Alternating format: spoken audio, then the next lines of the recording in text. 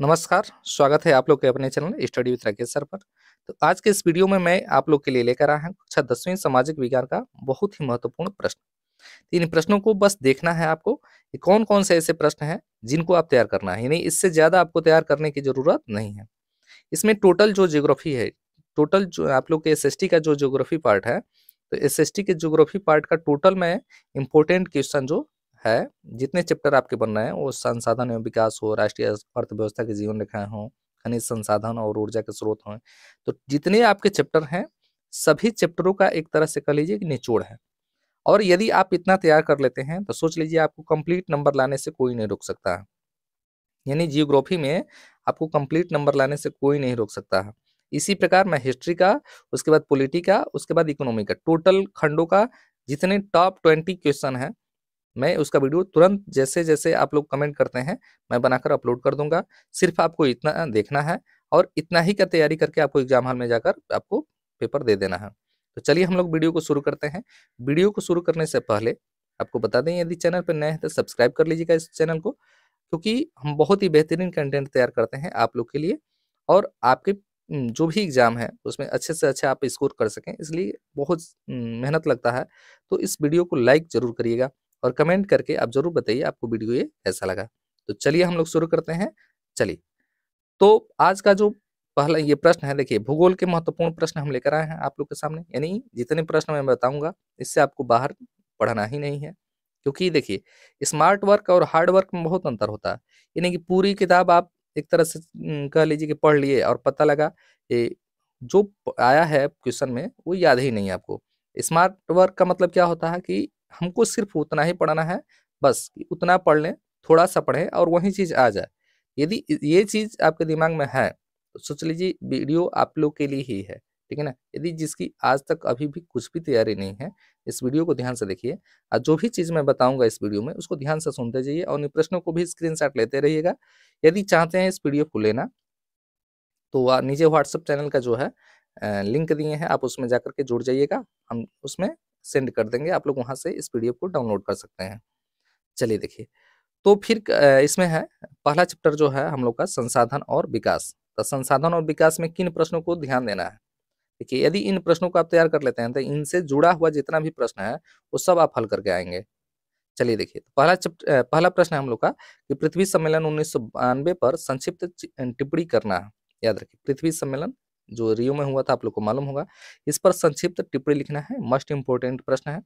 उसके बाद दूसरा प्रश्न है, संसाधन नियोजन की आवश्यकता क्यों पड़ती है? इसका 3 कारण स्पष्ट करना है। संसाधन नियोजन की आवश्यकता क्यों पड़ती है? इसके इसके 3 कारण आपको बताना है। उसके बाद भारतीय मिट्टियों का वर्गीकरण विस्तार से करना है। इसको आप लोग याद रखिएगा, भारतीय मिट्टियों का वर्गीकरण आपको विस्तार से करना है कि भारत में कितनी प्रकार की मिट्टियाँ पाई जाती हैं। उसके बाद मृदा अपरदन को स्पष्ट कीजिए और मृदा अपरदन रोकने के उपायों का वर्णन करिए। मोस्ट इंपोर्टेंट क्वेश्चन, बार-बार पूछा जाने वाला प्रश्न है, याद रखिएगा। मृदा अपरदन याद रखिए, मृदा अपरदन क्या है? मृदा अपरदन को कैसे रोका जाता है? इसके बारे में आप ज़रूर पढ़ के जाइएगा। अगला टॉपिक है, अगला हम लोग का चैप्टर है वन एवं वन्य जीव संसाधन। इसमें कौन-कौन से प्रश्न इंपॉर्टेंट है? तो भारत सरकार ने वनों को कितने भागों में बाँटा गया है? या ये प्रश्न ऐसे भी आता है, शासन के आधार पर वनों के कितने प्रकार होते हैं? दूसरा प्रश्न है, जैव विविधता क्या है? या मानव जीवन के लिए क्यों महत्वपूर्ण है? जैव विविधता के बारे में आपको पढ़ना है, जैव विविधता क्या होती है? उसके बाद चिपको आंदोलन के बारे में पढ़ना है। चिपको आंदोलन क्या है? चिपको आंदोलन कहाँ पे शुरू किया गया था? इसके संचालक कौन थे? चिपको आंदोलन किसके नेतृत्व में संचालित किया गया था? इसके बाद अगला प्रश्न है कि वन जीव संरक्षण के लिए भारत सरकार द्वारा उठाए गए 3 उपायों को स्पष्ट करना है। मस्ट इम्पो जितने देखिए, अब इसमें से छाँटना है नहीं। जी, ये हम खुद छाँट करके लेकर आए हैं आप लोग के सामने। तो अब ये नहीं कि इसमें से भी आप छाँटने लग जाइएगा कि चलिए इसमें से हम एक प्रश्न याद कर लेते हैं। इन सभी प्रश्नों को देख कर जाइएगा और आप लोग को मालूम है, देखिए इसमें हम मानचित्र के कार्य बताएँगे, किन चैप्टरों को ध्यान देना है। तो इसमें जो राष्ट्रीय उद्यान और वन जीव अभयारण्य है, तो ये मानचित्र में ज्योग्राफी का जो मानचित्र कार्य आता है उसमें पूछे जाते हैं, तो इसको भी तैयार कर लीजिएगा आप लोग। चलिए, तीसरा चैप्टर है जल संसाधन। जल संसाधन में क्या कौन-सा प्रश्न आपको तैयार करना है? तो जल दुर्लभता क्या है और इसके प्रमुख कारण क्या हैं? उसके बाद अगला है, बहुउद्देशीय परियोजना किस प्रकार से देश को आत्मनिर्भर बनाने तथा जीवन स्तर सुधारने में कार्य करती है, यानी किस प्रकार वो सहायक है। बहुउद्देशीय योजनाओं के बारे में पढ़कर जाना है। जितने ऑफलाइन के विद्यार्थी हैं उनको हम खूब अच्छी तरीके से पढ़ाए हुए हैं। चलिए, भूमिगत जल और धरातलीय जल में अंतर स्पष्ट करना है। भूमिगत जल क्या है, भूमिगत जल की विशेषता क्या है, धरातलीय जल क्या है, इसके बारे में आपको यानी दोनों के बारे में अंतर लिखना है। अगला चैप्टर है हम लोग का चैप्टर नंबर 4 कृषि। तो इसमें आपको क्या-क्या तैयार करना है, ऑपरेशन फ्लड क्या है, भूदान आंदोलन से आप क्या समझते हैं, गहन जीविका निर्वाह कृषि और वाणिज्यिक कृषि से आप क्या समझते हैं, इसमें ऐड कर लीजिएगा उसको। वाणिज्यिक कृषि से आप क्या समझते हैं, मोस्ट इम्पोर्टेंट क्वेश्चन है। भारत में पाए जाने वाले प्रमुख फसलों पर लेख लिखना है, भारत में कौन-कौन सी फसलें पाई जाती है, ठीक है ना? उसके बाद झूम कृषि की विशेषता का वर्णन करना है, मोस्ट इम्पोर्टेंट क्वेश्चन, झूम कृषि की विशेषता का वर्णन करना है। यदि यहाँ तक आप आ गए हैं वीडियो को देखते हुए और अभी तक लाइक नहीं किए हैं, तो लाइक कोई कर दीजिए, नहीं तो आप लोग वीडियो पूरा देख लेते हैं, लाइक करते नहीं हैं, कमेंट करते नहीं हैं, भूल जाते हैं आप लोग, तो लाइक कर लीजिएगा, चैनल पे नए हैं तो सब्सक्राइब कर लीजिएगा। चलिए देखते हैं। अगला चैप्टर है हम लोग का 5वां चैप्टर खनिज और ऊर्जा संसाधन। इसमें कौन से प्रश्न आपको तैयार करना है? अभ्रक का प्रयोग किस लिए किया जाता है? भारत में इसका वितरण बताइए, यानी भारत में अभ्रक कहाँ-कहाँ पाया जाता है? उसके बाद है कि भारत में सौर ऊर्जा का भविष्य क्या है? यानी भारत में सौर ऊर्जा क्यों है? ये थोड़ा-सा प्रिंटिंग मिस्टेक हुआ है, याद रखिए। भारत में सौर ऊर्जा का जो भविष्य है, क्यों उज्ज्वल है? ये प्रश्न है। टाइपिंग मिस्टेक हो गया है, याद रखिएगा इसको। भारत में सौर ऊर्जा का भविष्य क्यों उज्ज्वल है? उसके बाद खनिज हमारे लिए, हमारे जीवन के लिए महत्वपूर्ण क्यों है? उदाहरण सहित स्पष्ट करना है। इन खनिज संसाधन जो चैप्टर है, खनिज हमारे जीवन में क्यों महत्वपूर्ण है? उदाहरण बताना है हम लोग को। उसके बाद ऊर्जा के गैर परंपरागत स्रोतों का विस्तार पूर्वक वर्णन करना है। याद रखिएगा, ऊर्जा के गैर परंपरागत स्रोत क्या-क्या हैं? ठीक है ना? इसके बारे में हमको विस्तार पूर्वक वर्णन करना है। देखिए, एक दिमाग में बात बैठेगी, देखिए, यदि आप दीर्घ उत्तरीय प्रश्न तैयार कर लेते हैं, दीर्घ उत्तरीय, आपको अति लघु उत्तरीय, लघु उत्तरीय पढ़ने की कोई ज़रूरत नहीं है। सिर्फ़ दीर्घ उत्तरीय, बड़ा चीज़ तैयार कर लेंगे, तो छोटा चीज़ तो अपने आप हल हो जाएगा। तो सिर्फ़ इन प्रश्नों को यदि तैयार कर लेते हैं, तो आपके लघु उत्तरीय भी तैयार हो जाएँगे और अति लघु उत्तरीय भी तैयार हो जाएँगे, ठीक है ना? दिमाग में एक चीज़ बनाए रखिएगा। चलिए, उसके बाद आधारभूत उद्योग किसे कहते हैं? आधारभूत उद्योग किसे कहते हैं? निजी क्षेत्र और सार्वजनिक क्षेत्र में अंतर बताना है। राष्ट्रीय ताप विद्युत गृह, इसको नेशनल थर्मल पावर कॉर्पोरेशन कहा जाता है। इस पर विस्तार से वर्णन करना है। एनटीपीसी के बारे में बताइए कि एनटीपीसी क्या है। उसके बाद उद्योग पर्यावरण को किस प्रकार प्रदूषित करते हैं? सामान्य चीज़ है, ठीक है ना? यदि आपका ये होगा, आप चाहेंगे कि इन प्रश्नों का टोटल जो मैं व्याख्या करा कर उत्तर बता दूँ, तो आप कमेंट करिएगा, मैं इनको हल करा दूँगा। यदि आप चाहेंगे तो, नहीं तो अपने से यदि तैयारी करना चाहते हैं तो मैं प्रश्न लेकर आया हूँ, इन प्रश्नों को आप तैयार कर लीजिएगा। यदि आपकी इच्छा होगी तो जैसा कहेंगे आप वैसा मैं कर दूँगा।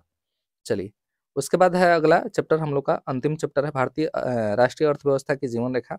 राष्ट्रीय व्यापार और अंतर्राष्ट्रीय व्यापार में अंतर स्पष्ट करना है। उसके बाद है अगला आधुनिक समय में संचार और परिवहन के साधनों का महत्व बताना है, यानी वर्तमान समय में संचार के साधन और परिवहन के साधन का हमारे जीवन में क्या महत्व है, उसके बारे में हमको बताना है। उसके बाद अगला है कि भारत में प्रमुख राष्ट्रीय जलमार्ग कौन-कौन से हैं? आप लोग को मालूम है जलमार्ग पढ़ाया गया है थ्योरी क्लास में। तो भारतीय में प्रमुख राष्ट्रीय जलमार्ग कौन-कौन से हैं? और भारत में सड़क परिवहन पर संक्षिप्त व्याख्या करना है। सड़क कितने प्रकार की होती है? एनएचआईए क्या है? सीपीडब्ल्यूडी क्या है? ग्रामीण सड़कें कौन बनाता है? जो जिला मार्ग है वो उसको कौन बनाता है? जो राज्य मार्ग है उसको कौन बनाता है? इसका देख-रेख कौन करता है? तो टोटल व्याख्या करना है। भारत में सड़क परिवहन पर संक्षिप्त व्याख्या करना है। इतना, ये तो जितने हम ये प्रश्न आपको बता रहे हैं, ये सब मोस्ट इम्पोर्टेंट प्रश्न है, यानी इससे ज़्यादा आपको पढ़ने की कोई ज़रूरत नहीं है, ठीक है ना? यदि इतना पढ़ लेते हैं तो ज्योग्राफी पार्ट का जितने भी देखिए, ज्योग्राफी टोटल 20 मार्क का आता है, तो 20 में आपका जो 5 नंबर है, वो आपका मानचित्रकारी से आता है और 15 नंबर का अति लघुत्तरीय, लघुत्तरीय और दीर्घोत्तरीय प्रश्न आता है। तो 20 नंबर की तैयारी सोच लीजिए आपका टोटल यहीं से हो जाएगा। मानचित्र का वीडियो हम डाल चुके हैं चैनल पे, जाकर आप लोग देख सकते हैं। इसके बाद 1-2 वीडियो और आएगा मानचित्र का। बहुविकल्पी का टेंशन लेने की कोई ज़रूरत नहीं है। बहुविकल्पी का वीडियो आज शाम तक अपलोड कर दी जाएगी, 200 प्रश्नों की श्रृंखला। तो सिर्फ़ यदि उसको आप देख लेते हैं, उसमें चारों जो खंड हैं, हिस्ट्री, पॉलिटी, इकोनॉमी और जो टोटल जो है खंड, टोटल के 200 प्रश्न रहेंगे, टॉप 200 क्वेश्चन। यदि उसको आप देख लेते हैं, तो सोच लीजिए आपका बहुविकल्पी तैयार हो जाएगा। जैसे ये हम जिन प्रश्नों को बता रहे हैं, अभी ज्योग्राफी के बताएँ, उसके बाद हिस्ट्री, उसके बाद पॉलिटी, इकोनॉमी का हम बताएँगे। इन को आप देखते जाइए, इन प्रश्नों को तैयार कर लीजिए। यदि कुछ भी नहीं है तो सिर्फ़ आप हमारे साथ-साथ तैयारी कर रहे हैं, तो आप हमारे साथ जुड़िए और देखिए आपकी तैयारी जो है 2 से 3 दिन में कंप्लीट हो जाएगी। आपको लगेगा आप एग्ज़ाम हॉल में जाएँगे तो आपको ऐसा लगेगा कि हमारी तैयारी कंप्लीट है। तो पूरे साल भर की पढ़ाई का निचोड़ आप इतने समय में कर सकते हैं। तो वीडियो आपको कैसा लगा कमेंट में ज़रूर बताइएगा। यदि चैनल पे नए हैं तो सब्सक्राइब कर लीजिएगा, आपसे रिक्वेस्ट है। वीडियो यदि आपको पसंद आता है तो लाइक करिएगा। इसे अधिक से अधिक शेयर कीजिएगा। मिलते हैं अगले वीडियो में, तब तक देखते रहिए आप लोग का अपना channel study with Rakesh sir. धन्यवाद।